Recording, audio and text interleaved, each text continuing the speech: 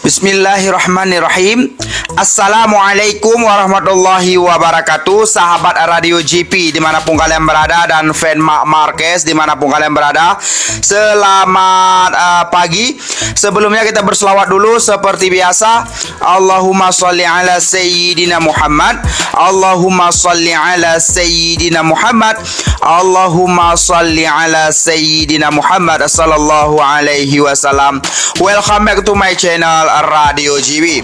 Oke teman-teman, wadidaw semuanya, apa kabar? Baik-baik saja ya, alhamdulillah. Mimin harap semuanya baik-baik saja. Dan semoga Allah Subhanahu wa taala melancarkan segala urusan kita, dan semoga Allah Subhanahu wa taala melimpahkan ruah rezekinya kepada kita semuanya dan menjauhkan kita daripada segala mara bahaya. Dan semoga Allah Subhanahu wa taala memberikan kesembuhan kepada siapa saja yang sedang sakit. Semoga cepat sembuh, amin amin ya rabbal alamin.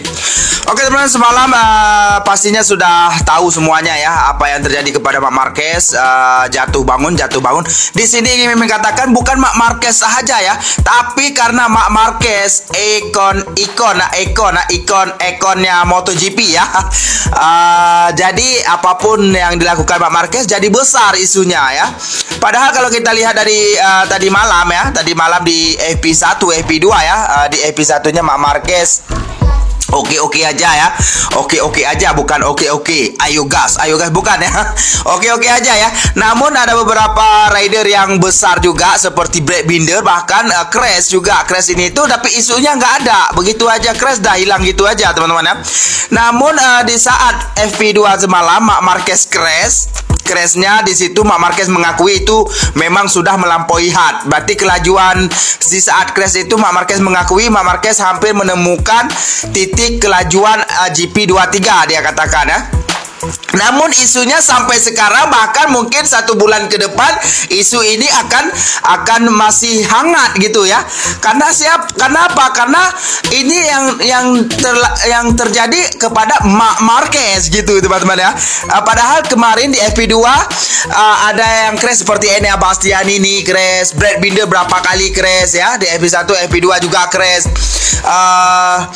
Siapa lagi, ada beberapa rider lainnya juga crash ya. Namun isunya tadi malam crashnya hilang terus, nggak ada ngomong lagi. Tapi Mark Marquez crash semalam sampai sekarang isunya bahkan untuk seminggu ke depan ini masih isu crash dia aja ya.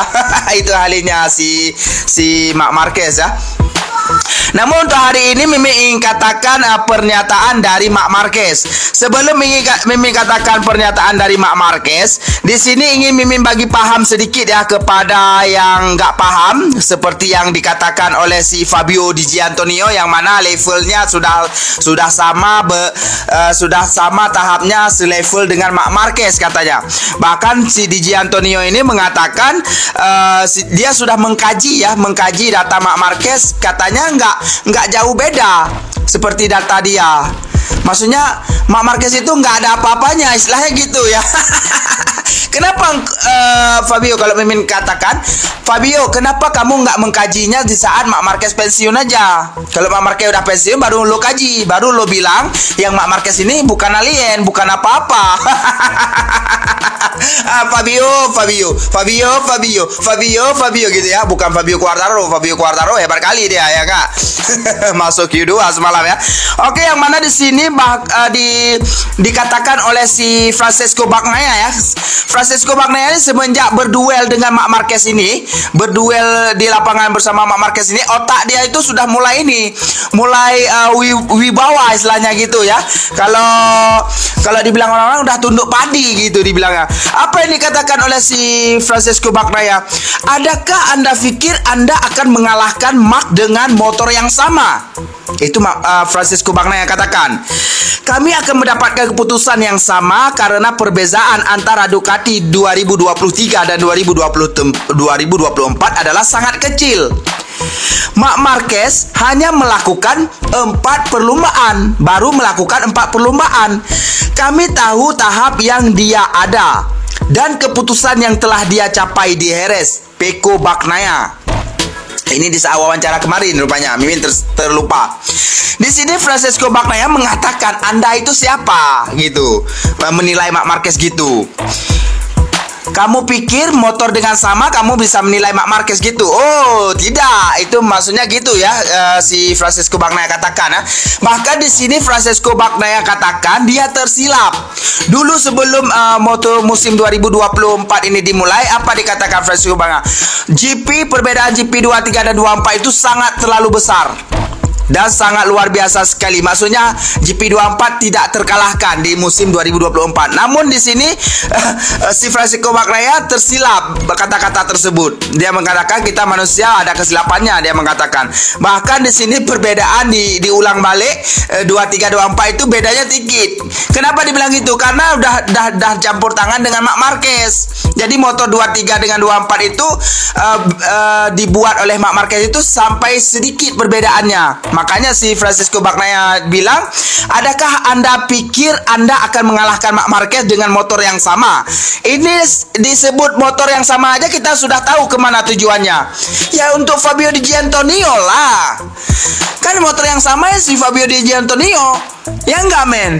Ya iyalah kalau itu sebab itu Mimin jelaskan seperti ini sesuai dengan apa yang di pernyataannya. Jadi ramai sekali fan-fan di luar sana nggak menyukai kita gitu ya. Faktanya gitu, betul ya. Teman-teman bisa nilai sendiri apa yang dikatakan oleh Francesco Bagnaia ini.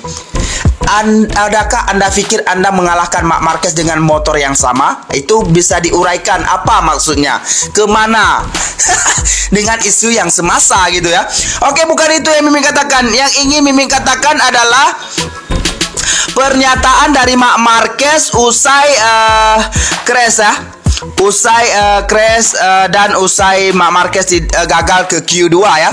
Yang mana di sini Marc Marquez mengatakan hari ini menurut saya adalah kejatuhan atau crash pertama karena melampaui batas seperti Mimi katakan tadi, yang mana Marc Marquez mulai bisa kecepatannya crash hampir menemukan kecepatan motornya ya. Dia bilang gitu. Oke, pada hari Jumat di Le Mans tidak sepenuhnya positif bagi Marc Marquez. Di episode itu terlihat Marc Marquez tidak datang dalam kondisi buruk di Le Mans bersama Ducati karena ia mencatatkan waktu yang baik dan berada di puncak klasemen. Namun ia belum sepenuhnya nyaman. Namun sorotannya akan datang pada latihan di mana diputuskan siapa yang akan melaju ke Q2.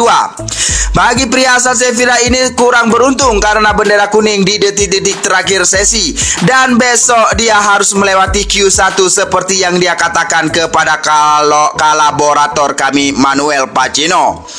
Di sini ada yang mengatakan kemarin ya, kenapa Marc Marquez di akhir lap itu padahal Marc Marquez sudah kecepatannya sudah merah itu ya.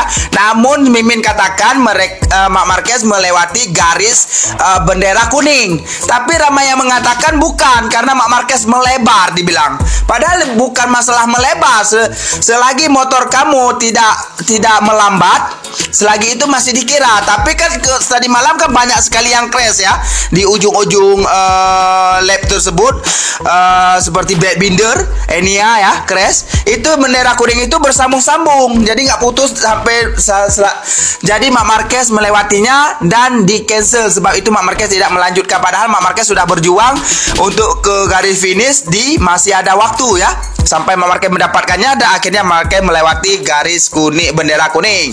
Seperti mana dia katakan, tidak terduga tapi saya sudah memperingatkannya. Akan datang suatu hari, suatu sirkuit, suatu hari Jumat yang akan menyentuh hal ini. Dia berbanding di sini di Le Mans. Sekarang saatnya bereaksi. Sore ini sejak awal saya belum merasa nyaman dengan setupnya. Entah karena gaya mengemudi saya atau apapun itu. Tapi hei, sekarang kita akan mencoba bereaksi. Itulah intinya. Kami akan melalui Q1. Itu yang bukan merupakan hidangan yang bagus. Saya tidak merasa terlalu menyukainya. Namun kami akan mencoba bereaksi dan mengambil langkah kecil besok. Dia melakukan dengan baik di waktu putaran hingga dia tidak bisa memanfaatkan detik-detik terakhir latihan. Ya. Nah, lap sebelumnya juga berjalan baik. Mereka menemukan bendera kuning. Dan lap terakhir berjalan baik. Dan saya gagal. Saya gagal di tikungan. Saya telah pindah. Dan saya gagal. Hal ini terjadi. Namun jika Anda memiliki ritme dan melakukannya dengan baik, maka Anda akan melakukannya jauh lebih baik. Anda memiliki lebih banyak margin. Masalahnya adalah hal itu sudah terjadi antara bendera kuning satu dan hal lainnya. Dan fakta bahwa saya gagal pada lap terakhir, kami tidak dapat melewatinya. Tapi saya tahu itu Anda. Tapi saya beritahu Anda, saat ini kami harus berkembang karena kami juga tidak bagus dalam hal kecepatan. Jadi di sini Marc Marquez mengatakan seperti tadi ya, dia melewati harus melewati Q1 karena di lap terakhir Marc Marquez melewati garis kuning ya, itu yang dikatakan ya. Dan yang terakhir Marc Marquez mengatakan untuk menghadapi Q1 hari ini ya, yang mana kita tahu Q1 hari ini banyak sekali rider-rider yang gila parah ya, seperti Brad Binder, siapa lagi? Tunggu kita lihat dulu.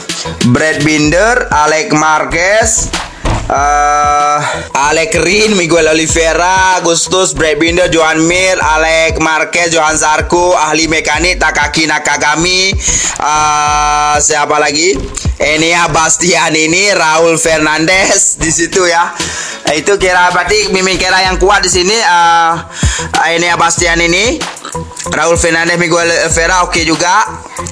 Brad Binder itu yang paling nomor satu lah, Brad Binder ya, ahli mekanik. Oke, yang mana Marc Marquez mengatakan bagaimana dia akan melalui Q1. Sekarang waktunya bekerja sore ini. Jika perasaannya seperti hari ini, jangan ambil langkah. Jika perasaannya membaik dan saya mencoba memoles sedikit misteri berkendaraan, kami mencoba membuat motornya lebih mengikuti setup. Karena itu akan meningkat, tetapi saya harus meningkatkannya. Kami harus bekerja sama dengan tim dan melihat apa yang sebenarnya terjadi.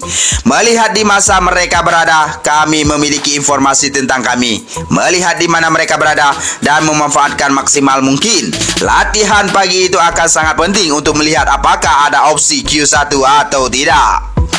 Jadi intinya di sini Marc Marquez akan melihat bagaimana kalau di Q1 nanti seperti ini juga. Ya, kalau di Q1 seperti di FP1, FP2 juga, berarti jangan harap kita bisa bersaing di sprint race atau di race MotoGP dibilang di saat race. Nggak usah berhayal lah dibilang. Tapi kalau kita ada perubahan sedikit, Marc Marquez akan berusaha ada cara lah sedikit gitu ya. Pokoknya apapun cerita, apapun makanannya, kita lihat saja. Untuk FP3, Q1, Q2 yaitu FP3 yaitu pukul 3:10 ya. Setelah itu dilanjutkan dengan Q1 dan Q2 ya. Setelah itu kita akan menunggu sprint race-nya pada pukul 8 malam. Stay tune terus, kita akan live streaming di Instagram Radio GP93 di yang warna merah ya. Instagramnya yang warna merah. Oke, sampai jumpa di video selanjutnya. Jangan lupa berselawat seperti biasa. Allahumma sholli ala Sayyidina Muhammad. Allahumma sholli ala Sayyidina Muhammad. Allahumma sholli ala Sayyidina Muhammad sallallahu alaihi wasallam. Wassalamualaikum warahmatullahi wabarakatuh. Bye bye.